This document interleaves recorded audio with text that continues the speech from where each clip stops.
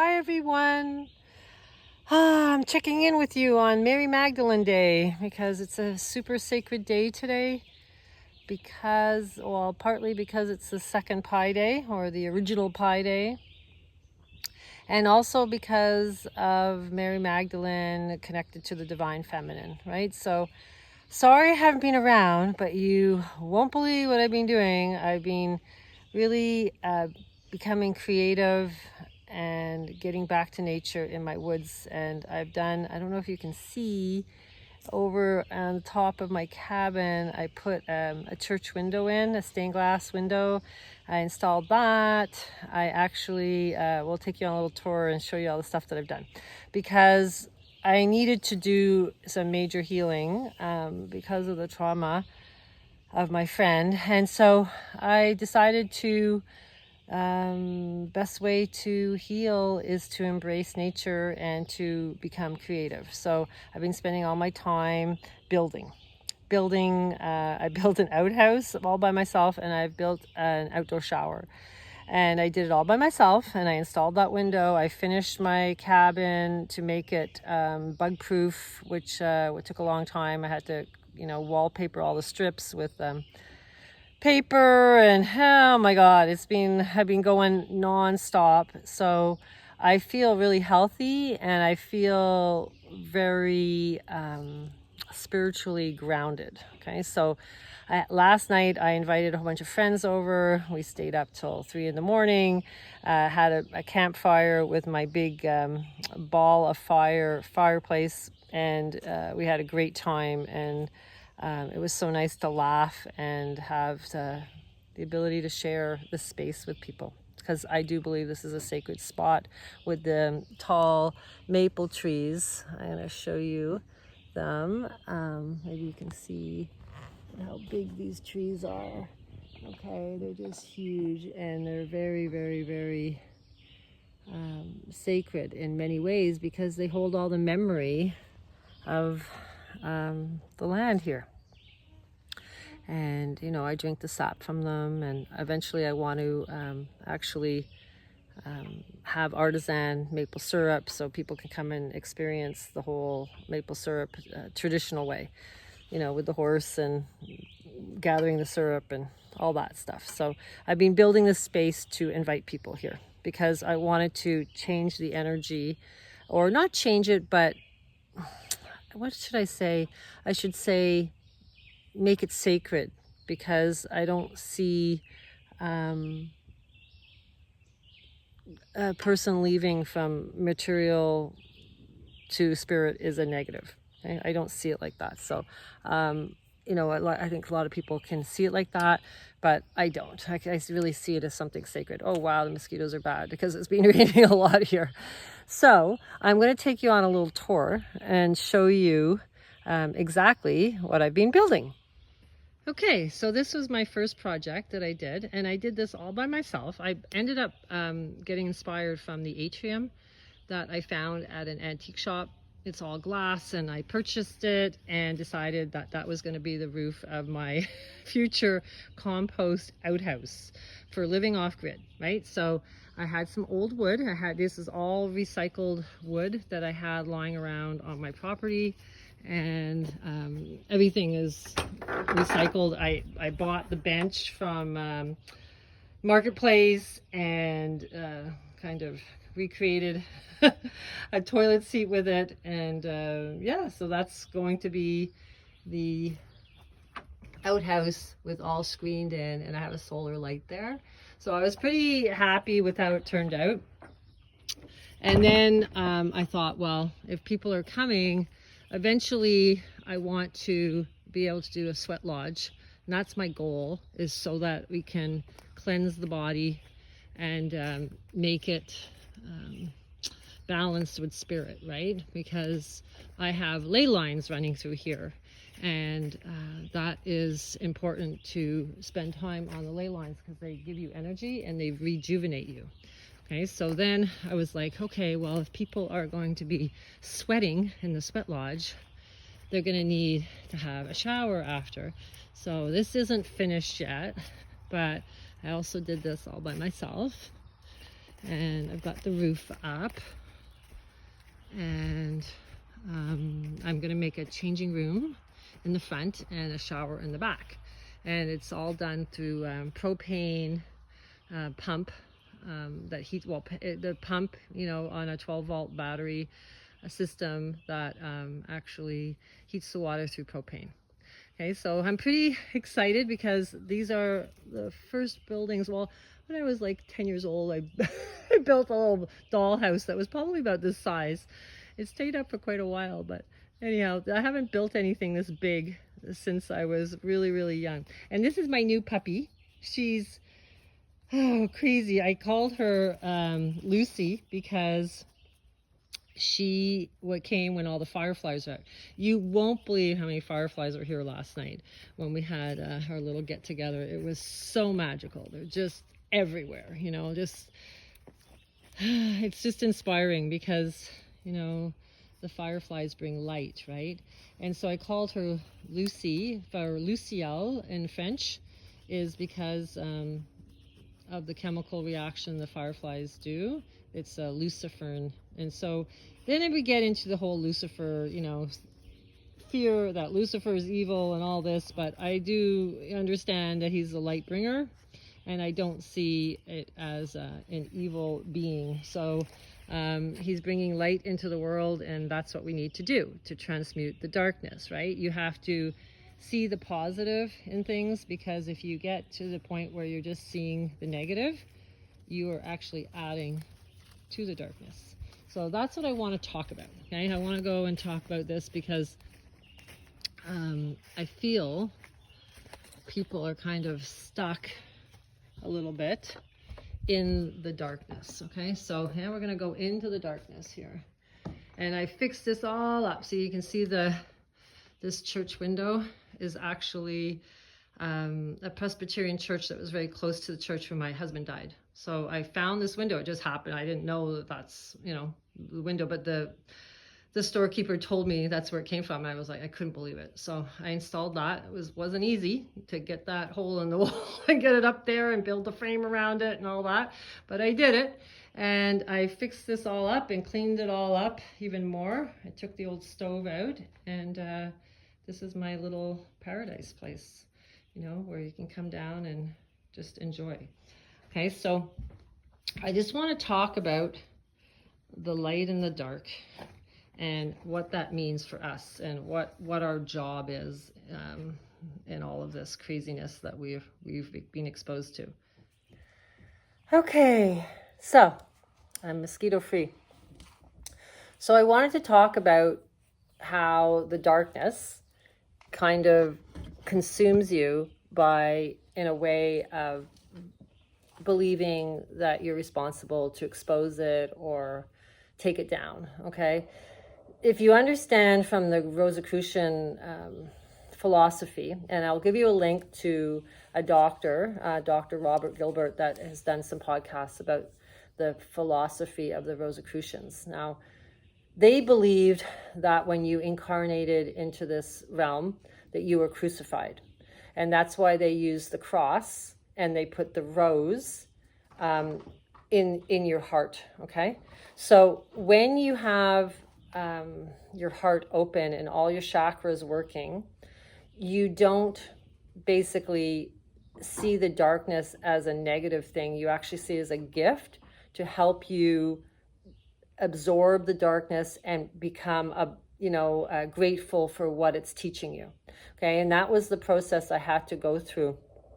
And by spending time in this area and in my cabin and in the woods where I was traumatized, I had to heal, okay, by being grateful for what it was teaching me. Okay, so that's really important to understand at this time. Okay, it's not your responsibility to change or get rid of the darkness in this realm, because it's there as a teacher, and we're in a polarity realm. So it's half yin, half yang, and it's half black, half white.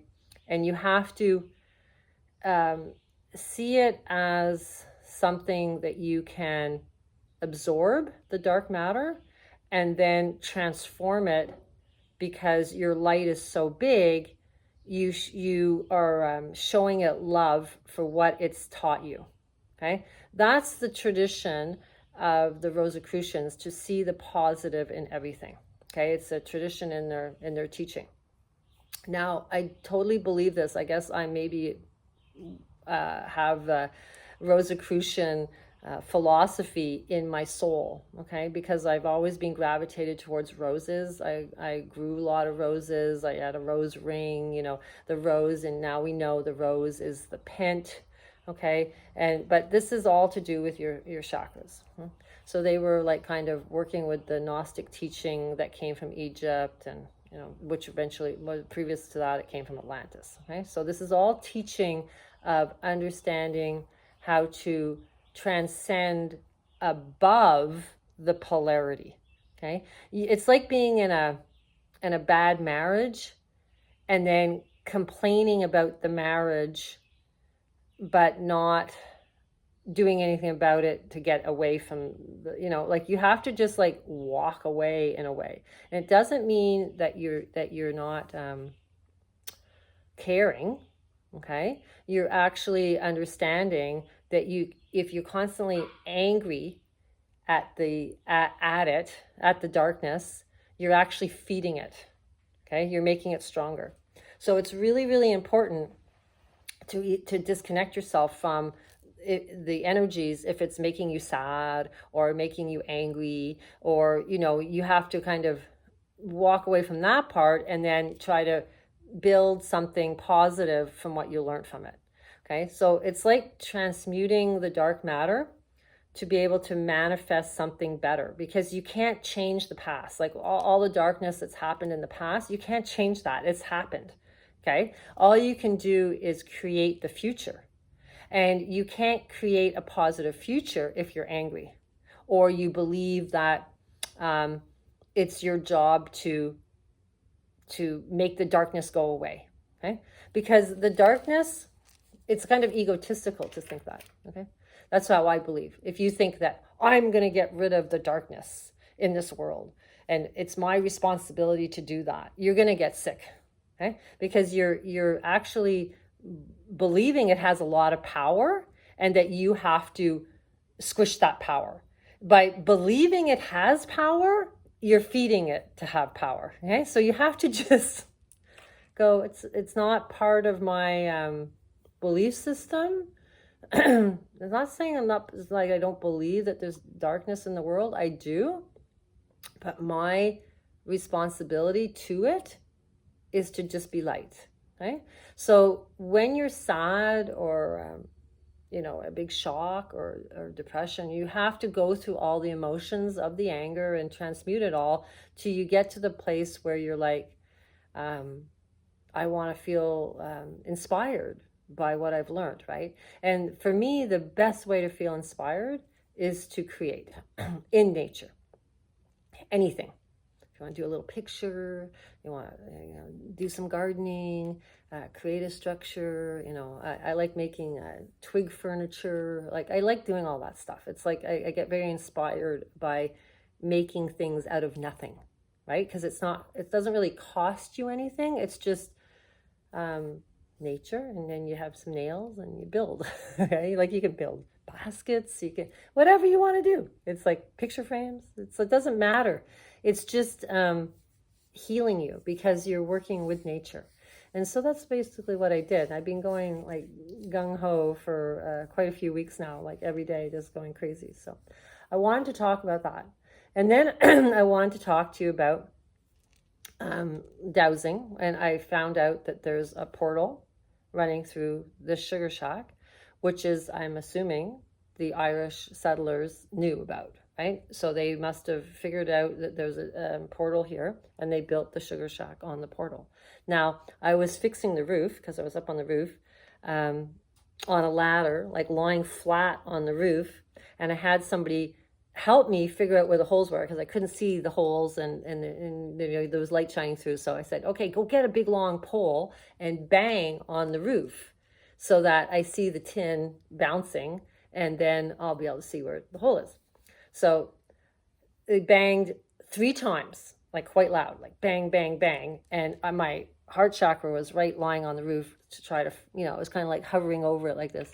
And right on the last bang, I had this huge, gigantic maple tree suspended, kind of like hooked in the trees. It had broken off and had been hooked there for about a year. There was no wind, and the tree fell at the last bang. Okay, so I'm super excited about this because it means there's the sound moved matter. Okay, it was instantaneous, and it was, you know, definitely from the sound because there was no wind. It's impossible that anything else would have taken it down. Okay, so that was like a huge revelation for me because, you know, we're always talking about sound. We are sound and cymatics. And so obviously where the portal crossings are, there's more ability to change matter, right? Or to shift it or move it. Okay, so that was really cool. Then we had a tornado come through southern Quebec. Well, and it went up into Ottawa as well. But anyhow, it was crazy because it was off and on all day. So I was like, okay, I'm gonna go work and down in the cabin, and then it started to get windy, and it was quite windy here, like way windier more than in my home. So I was like, that's weird. Okay, it's quite windy down there. And I listened to Dan Winter talk about you can steer tornadoes, right? So I was kind of like going, okay, don't come here, you know, like I feel your pain, move away, you know, and I was trying to do this. So anyhow, I came back, the storm seemed to settle, and so I came back. And the next time I came back, it went into a huge thunderstorm, okay? And then it was so weird because I was walking by the window and I was looking at my outhouse and the solar light was going on and off.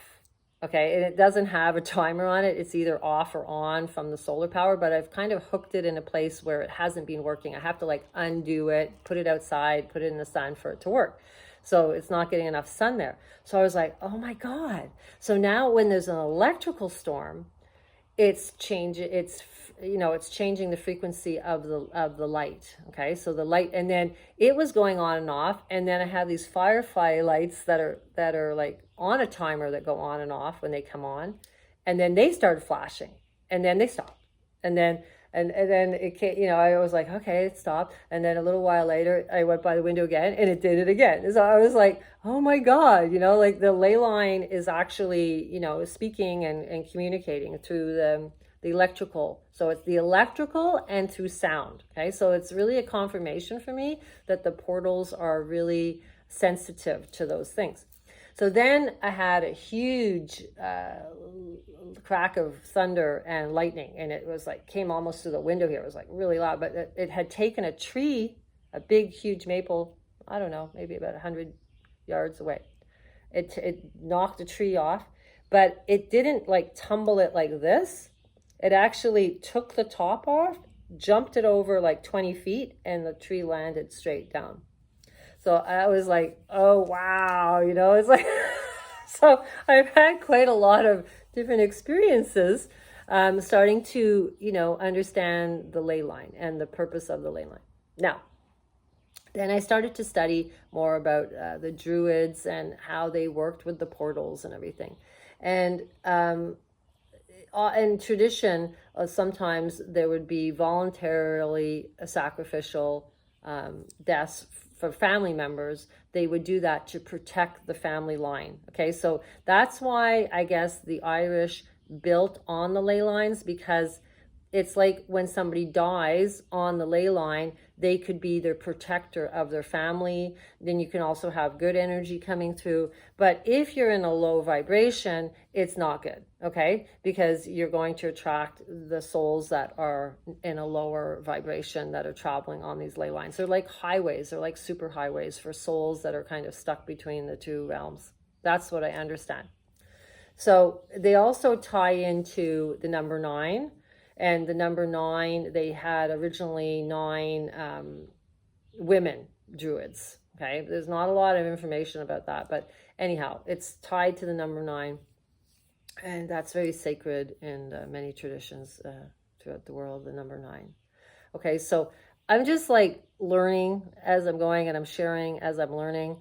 But it's, what's cool is I'm starting to experience it. Okay, so there's one thing about being on the computer and learning about it, and talking about it, but there's another thing about actually living it and experiencing it. And I totally feel fitter and healthier. I feel stronger because I've been doing the physical work, and I'm just like so appreciative of all this knowledge coming to me. Okay, but it was a gift given to me from my friend.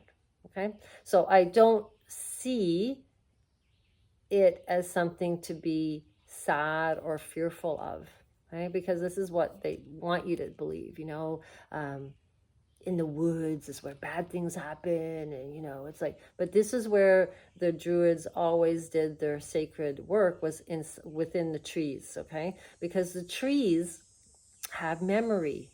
They have, and they have knowledge, right? So, and then of course the owls, has knowledge. It lives in the woods, it's like, it's everything is sacred. But if you see it as sacred, of course there's a polarity to everything. The owl means death, okay? I don't know, like the woods is where people, go missing, or, there's always some polarity of good and evil in everything that you expose yourself to. Now, it's your job to see the divinity in the polarity. It's not to judge the polarity, be angry at the polarity.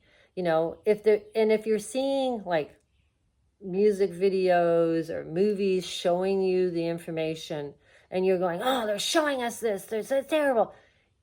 If they didn't want you to be aware, or how to, they're giving you a gift to absorb it and to change it and to create with it. Like, if otherwise you'd be like, if they didn't want you to know, they wouldn't show you. It's like you're supposed to know, and you're supposed to transmute these symbols and understand there's a good side to every symbol. It's not just bad. It's just like the goddess Kali. People see it as, oh, she's the destroyer, but they don't understand she's like, helps with childbirth, and helps with creation. And, it's like there's always a polarity in everything. So it's really important to understand that. So I kind of like, I'm proud of myself because it's taken 2 months. The moon is in the same location, on Zavijava, the ascension star on Beltane, okay, as it is today, and it's Mary Magdalene Day. Okay, so I think it's very special year this year, to have the moon on Zavijava and Beltane, and now the moon again is on Zavijava, on Mary Magdalene Day, which is Pi Day, another Pi Day, July 22nd. And tomorrow is Neptunalia Day, so it's for Neptune, right? And he's like the metaphysical, okay? So it's a very important time of year, and you should be connecting to water, or, grounding, okay, with your feet, because Neptune rules the feet, the Pisces, your soul, okay? So you need to ground. It's so important to ground, okay? It's very, very important. If you can't ground with your feet every day, you can buy a pad that you can sleep on that grounds, okay? So you can do it that way, but you need to ground, okay? So that's really important to understand. And just connect to nature, and it's obviously easier for me right now because it's summertime here, and in the wintertime it's harder, right? So, but anyhow, I just wanted to let you guys know that I'm okay. I'm actually really inspired.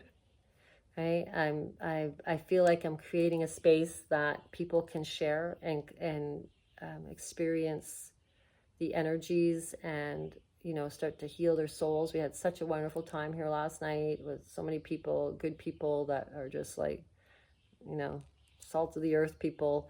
And it's so nice to be around like-minded people and experience it. But I have to show you a picture, because I bought this fireplace that's like a round ball. And when it was on at night, looked like a sphere floating, it was just so amazing. It was just like magical.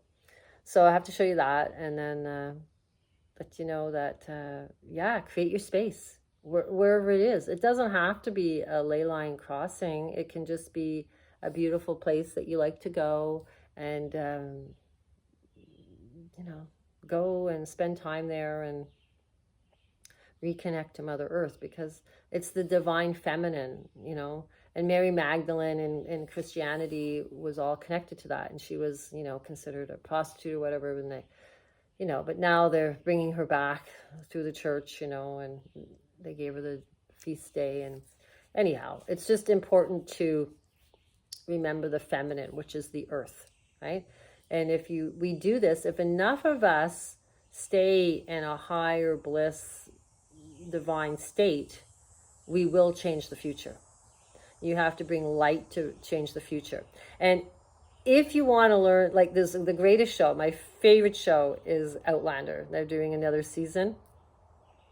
And, you know, it's all about jumping time through the portals and through the sacred circles. And, you know, one of the characters ends up changing the future, rewrites the future from bringing light to a situation. Okay, so it's all about bringing light. It's not about, you know, taking the darkness down, you know, because if you start to look at the darkness too much, it looks back at you, right? And it will make you sick, because I don't even attempt to want to take the darkness down. I don't have, you know, the authority to do that. All I have is the authority over me. I don't have the authority over any other entity anywhere. All I have is my authority on how I manage a situation. That's the only responsibility I have. I don't even believe that I have the responsibility to make someone else happy. Okay? And that is a very important thing to understand in relationships. It's not your job to make someone else happy. Okay? You're there to help them find their happiness, and then you share your happiness together. But if you try to take on the responsibility to make someone else happy, you will drain yourself and get resentful for it, because it's exhausting. You can't do it. I did it in my first marriage. It doesn't work. And it took me 17 years to figure it out. I was like, oh my God, that was a long lesson. But, you know, it's something that it's important to understand. So all I want is everybody to be happy, right? Understanding your life lesson and understanding your path that you've taken on helps you get comfortable with what you came here to learn and what your responsibilities is to yourself. And that's really important. So I'm going to get back to doing readings. I kind of took a break there for a while, but if anybody's interested in having a reading, I'm back on track, and I'm going to start getting that going again. And I will get the last few classes up. I know I promised you, but I just needed to take this time. I just went through so much. It was just a little bit too much, and I needed to just take a break. There's my puppy. And anyhow, so I'm back. I'm just like trying to figure out how to move forward without getting too overwhelmed. So I'm starting to try to finish this project. I got some farming stuff to do. And then, yeah, so then I'll be full speed back in. And I think I might take the school website down. It's costing a fortune to keep it up, and I'm just thinking I can just manage it through my own website and through my emails. So just to save a little bit of money there, because I'm just trying to tighten up all of my costs, because it's just getting crazier. You know, everybody knows the price of food and everything is just crazier. So, but anyhow, you know, I think it's all about. I think it's about, you know, helping others in the way of just being happy and sharing your space, sharing your joy. And I think that's about as much of giving that you can do, you know, like there's nothing much more you can do. So I wanted to create this space to give people the opportunity to come here and experience this, you know, and to you know, just find joy in nature, right? That's all you can do. So, but anyhow, I just wanted to let you guys know I'm okay. I'm, you know, if you need to email me, and I hope everybody else is doing okay, because I've kind of lost contact with a lot of people, and you know, I know everybody's busy in the summer too, so everybody's kind of like doing their thing. But thumbs up, and happy Mary Magdalene Day, and just remember the divinity and the feminine, okay, and the Mother Earth. And I'm signing out. Take care. Bye.